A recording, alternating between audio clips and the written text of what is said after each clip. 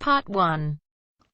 Listen to the conversation between Bob Wills, who is a foreign student advisor at a language school, and Angela Tung, who is a student, and complete the form.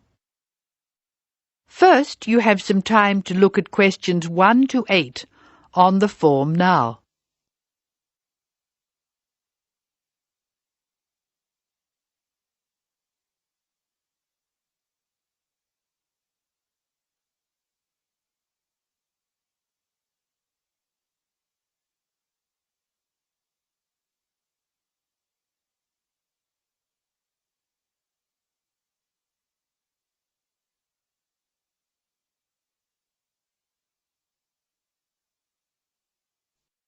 You should answer the questions as you listen because you will not hear the recording a second time. Now listen carefully and answer questions 1 to 8.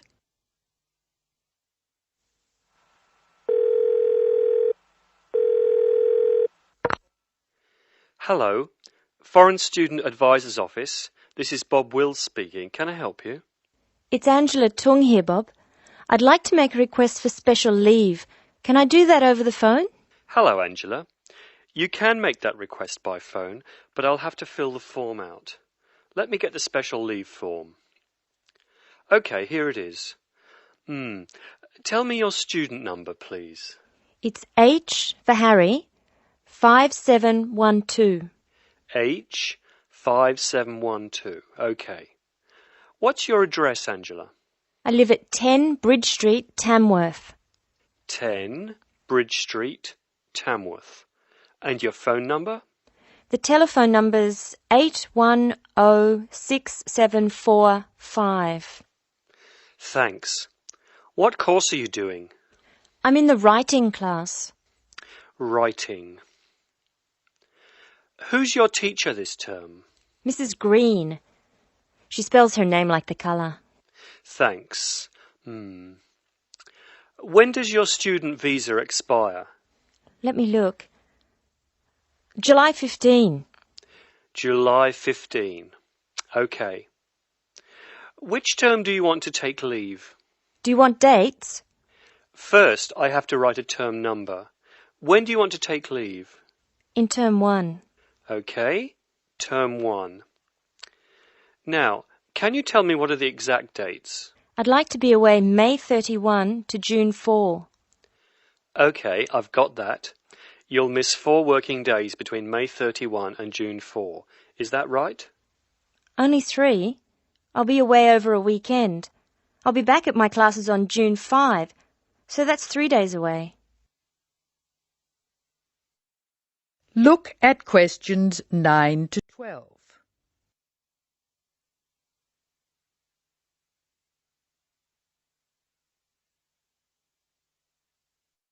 Now listen to more of the conversation between Angela and Bob.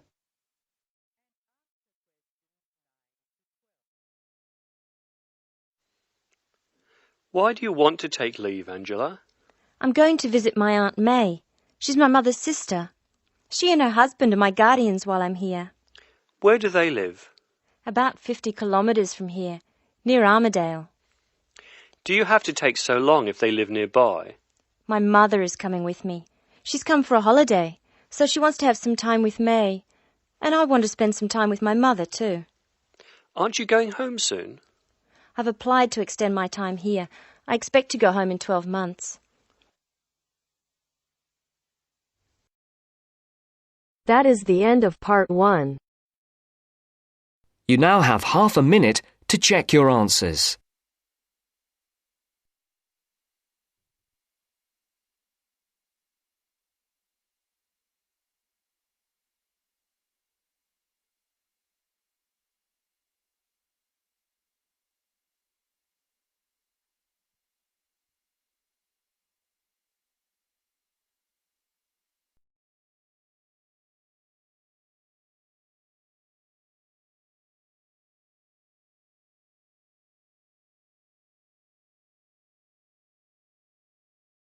Now turns to Part 2.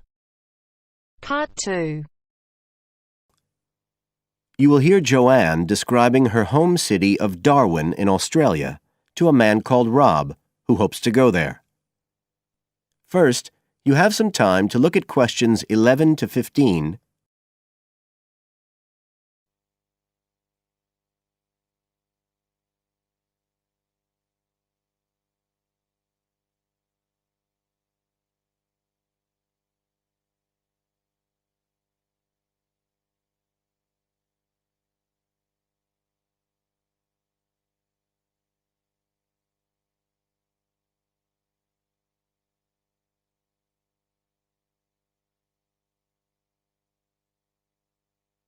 Now listen carefully and answer questions 11 to 15. Joanne? Hi, you must be Rob. Nice to meet you. So, I hear you're planning to visit Australia. Yeah, and I really wanted to talk to you because I was thinking of spending some time in Darwin, and my sister told me you're from there. That's right. So, tell me about it. Well, where shall I start? Well, Darwin's in what they call the top end because it's right up at the northern end of Australia, and it's quite different from the rest of Australia in terms of cultural influences. In fact, it's nearer to Jakarta in Indonesia than it is to Sydney, so you get a very strong Asian influence there. That means we get lots of tourists. People from other parts of Australia are attracted by this sort of international cosmopolitan image. And as well as that, we've got the same laid-back atmosphere you get all over Australia, probably more so, if anything, because of the climate. But what a lot of the tourists don't realise until they get there is that the city's also got a very young population. The average age is just 29, and this makes the whole place very buzzy. Some people think that there might not be that much going on as far as art and music and dancing and so on are concerned because it's so remote. I mean, we don't really get things like theatre and opera in the same way as cities down in the south like Sydney, for example, because of the transport expenses. But in fact, what happens is that we just do it ourselves. Lots of people play music, classical as well as pop, and there are things like artists groups and writers groups and dance classes. Everyone does something. We don't just sit and watch other people. You said it's very international? Yeah, they say there's over 70 different nationalities in Darwin. For instance, there's been a Chinese population there for over 100 years. We've even got a Chinese temple. It was built way back in 1887, but when a very bad storm, a cyclone in fact, hit Darwin in the 1970s, it was almost completely destroyed. The only parts of the temple that survived were part of the altars and the stone lions. But after the storm, they reconstructed it using modern materials. It's still used as a religious centre today, but it's open to tourists too, and it's definitely worth going to see it. Oh, and as far as getting around goes, you'll see places that advertise bicycles for hire, but I wouldn't recommend it. A lot of the year it's just so hot and humid. Some tourists think it'll be fine because there's not much in the way of hills and the traffic's quite light compared with some places, but believe me, you're better off with public transport. It's fine and not expensive. Or you can hire a car, but it's not really worth it. What's the swimming like? Well, there are some good beaches, but the trouble is that there's this nasty creature called the box jellyfish, and if it stings you, you're in bad trouble. So you have to be very careful most of the year, especially in the winter months. You can wear a lycra suit to cover your arms and legs, but I wouldn't like to risk it even so, personally. And there are the saltwater crocodiles too. I mean, I don't want to put you off. There are protected swimming areas netted off where you'll be safe from jellyfish and crocs, or there are the public swimming pools. They're fine, of course. You now have some time to look at questions 16 to 20.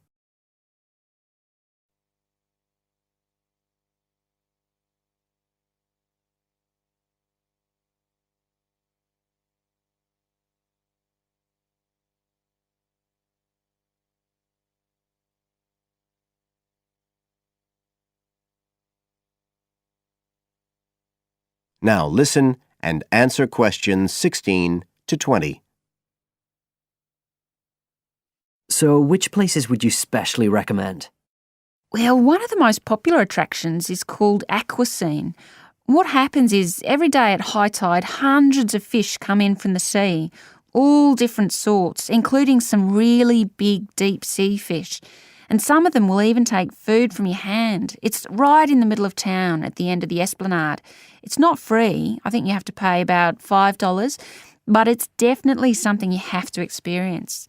Then, of course, Darwin has a great range of food, being such a cosmopolitan place. And if you don't have lots to spend, the best place to go is to Smith Street Mall, where they have stalls selling stuff to eat. There's all sorts of different things, including Southeast Asian dishes, which I really like. You'd think there'd be plenty of fresh fish in Darwin, as it's on the coast, but in fact, because of the climate, it mostly gets frozen straight away. But you can get fresh fish in the restaurants on Cullen Bay Marina. It's a nice place to go for a special meal, and they have some good shops in that area too. What else? Well, there's the Botanic Garden. It's over 100 years old and there's lots to see.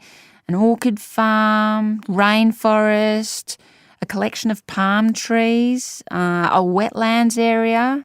You can easily spend an afternoon there. That's at Fanny Bay, a couple of kilometres out to the north. Then, if you've got any energy left in the evening, the place to go is Mitchell Street. That's where it all happens as far as clubs and music and things are concerned. You'll bump into lots of my friends there. Talking of friends, why don't I give you some email addresses? I'm sure they wouldn't mind.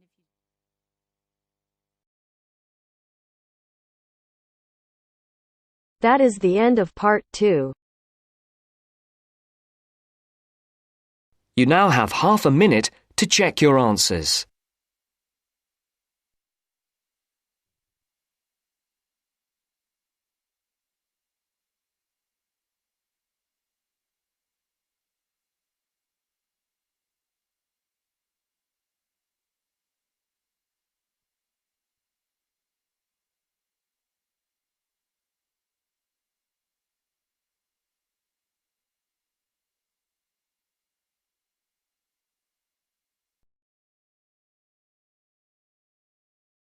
Now turns to part 3. Part 3. You'll hear an introduction on the housing conditions in Chapmanville. First, you have some time to look at questions 21 to 24.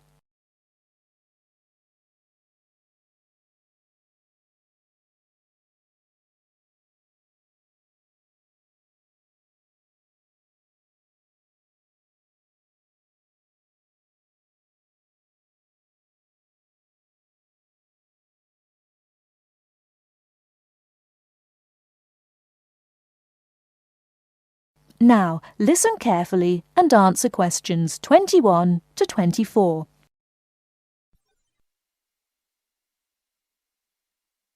Listen carefully. Hi, I'm Gavin Murray. I'm the rental manager for the Central Chapmanville Real Estate Agency. I'm a real estate agent, much like any other, in that I help people buy and sell houses. But about half of my time is spent working to assist people in renting houses and flats. I've been in this business for a dozen years now, and I know the city very well, in terms of which areas are the better places to live and how much it costs to rent in these areas. Now, I normally divide Chapmanville into 3 areas in terms of rental prices. Generally speaking, the area in the northern part of the city is the low end of the spectrum, the cheapest housing. So if you're looking to spend as little as possible on rent, I suggest you look there. The most expensive area would be the eastern part of Chapmanville. Most people think it's the prettiest part of the metropolitan area because of all the hills and parks. As so many people desire to live there, housing prices tend to be quite high.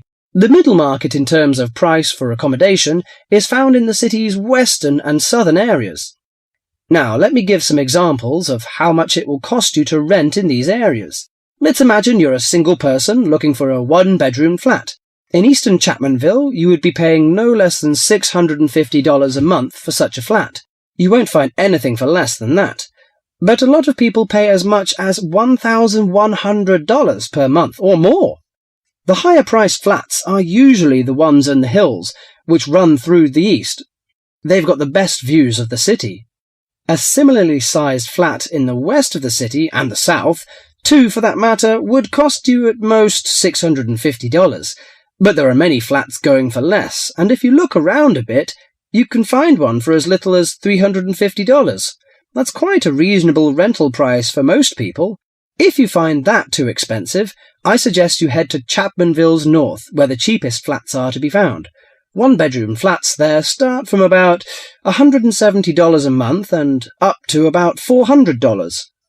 Now, for those of you who want something bigger, you'll have to be prepared to pay about double those prices for a small 2- or 3-bedroom house.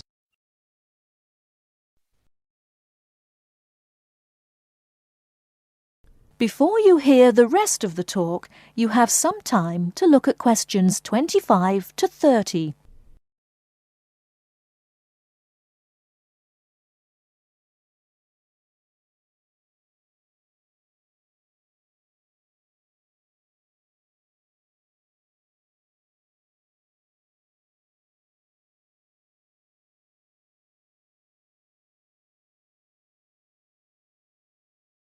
Now listen and answer questions 25 to 30. For those of you who want something bigger, you'll have to be prepared to pay about double those prices for a small 2- or 3-bedroom house. That goes for any of the areas I mentioned. Okay, so much for prices. What are the advantages and disadvantages of these areas? Well, I told you that the eastern part of Chapmanville is the prettiest. There are lots of parks and lots of trees all around there. Oh, I should mention that the only public transport in the east is the bus. There aren't any trains, so it's not that convenient, as you can imagine, even though it's richer part of the city. In the south, you've also got the river, but you won't find too many parks there, because of all the factories alongside the river. In fact, there's quite a bit of industry in the south, which makes it a less desirable place to live. Still, the south is convenient because of public transport. The south has very good train services to the city centre, as well as buses, and that's why a lot of people choose to live there. I said earlier that western and southern parts of Chapmanville are about the same in terms of the price you pay for accommodation. They also have the same sort of public transport services, but the two areas are quite different in other ways. The west is next to the bay, so it's quite attractive in that sense, but there are a couple of problems with the west. One is that the bay is polluted, so polluted in fact that you wouldn't want to swim there. I used to take my family there about 10 years ago, but now I wouldn't go near it. The other disadvantage of the west is that it is where the airport is, the Chapmanville International Airport. The noise can be quite annoying. Lastly, the north. In northern Chapmanville, as I said before, housing is cheap, quite cheap in fact, but you pay in other ways. For example, the area is very low and made up entirely of wetlands. It's beautiful in a way, but it attracts an incredible amount of insects for most of the year. The mosquitoes there are really bad. This makes things quite unpleasant, and so few people have any real wish to live there. But if money's a problem, that's the place to go. Just bring your insect repellent. Let me finish by again welcoming you all to Chapmanville and wishing you good luck in finding accommodation and settling down in whichever part of the city which suits you best.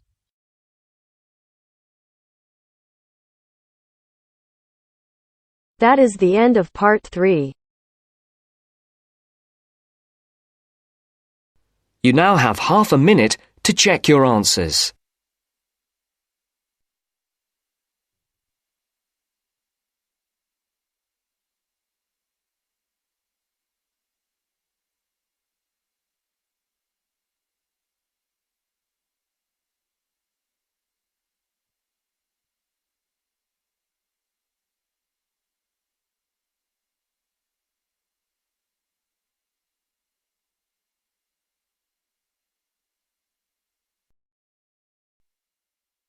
Now turns to part 4. Part 4. You are going to hear a lecture on ecology.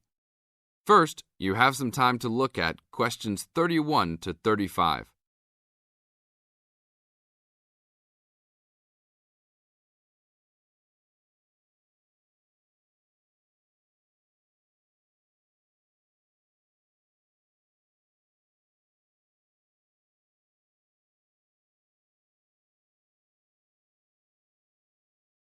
Now listen to the tape and answer the questions. Good afternoon. I'd like to turn it over to Dr. Carey, who will talk about the programme in restoration ecology. Thanks, Chris. A lot of people think that human beings can do whatever they want to the environment. But as Aldo Leopold taught, land is a system of interdependent parts which should be regarded as a community and not a commodity. Well, that idea has influenced what we teach here in our program, where students come from all over the world to learn about restoring native plant communities back into an ecologically natural state. This field is therefore a combination of formal science with practical applications, and that is quite attractive to many people. We have students, for example, from many different nations who come just to take part in this unique program. Our location is also quite unique. We have the world's oldest restored native plant community in Curtis Prairie at the Wisconsin Arboretum. Some say that this is proof that the science of restoration ecology was birthed in Wisconsin. Well, that may be oversimplified, but our reputation is strong. But students don't have to study prairies only. One student, Edmund Mukala from the Congo, came to study restoring ancient wetlands in the Congo using knowledge gained from historic samples of the soil seed bank. Not all the seeds survived, but some can remain dormant for many years. Mr. Mukala wanted to find out what type of community would be most similar to that ancient seed bank. He has recently returned to the Congo and is now cooperating with the government to implement his findings.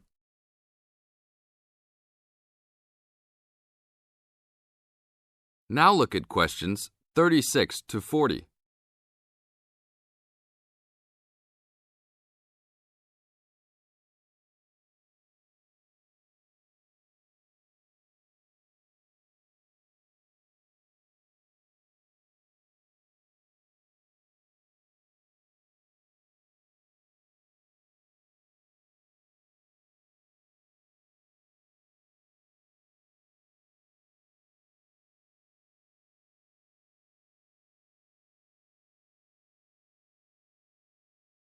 As the talk continues, answer questions 36 to 40. So the only prerequisite for doing research here is that it is a native plant community. That means not just prairies, but wetlands, woodlands, savannas, and other environments. We're proud of the diversity of research topics in our program. And we continue to grow. This year we have 32 new students from 8 different countries. When students first arrive, they begin rigid coursework in statistics, ecology, plant identification, and the theory of landscape change. Then they take part in internships at local conservation agencies such as the Arboretum, the Nature Conservancy, the Parks Department, and others. We find internships to be crucial in helping students apply the knowledge they have gained in the classroom. And we're proud to say that, since the beginning, we have graduated 277 students with master degrees from our programs and 122 students with PhDs. Some have gone on to bigger and better things.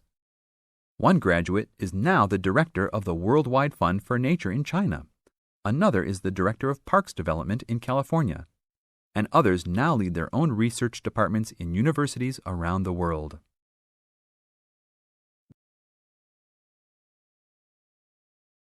That is the end of part 4.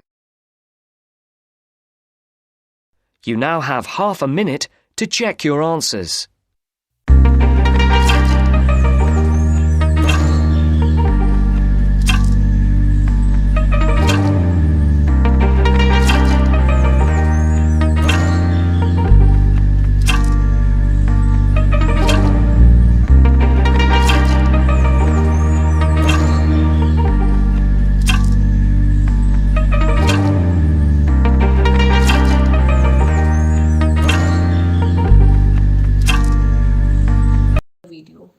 So our question for today is, some people believe that teenagers should be required to do unpaid community work in their free time.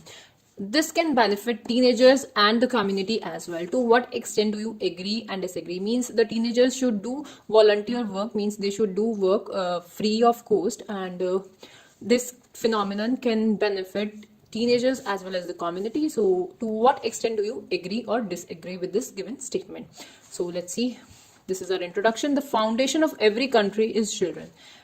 There are individuals who prefer to believe that young people should be motivated to start social work as it can lead to a productive society and the individualistic development of young people themselves. Means we should motivate the young generation to do social work.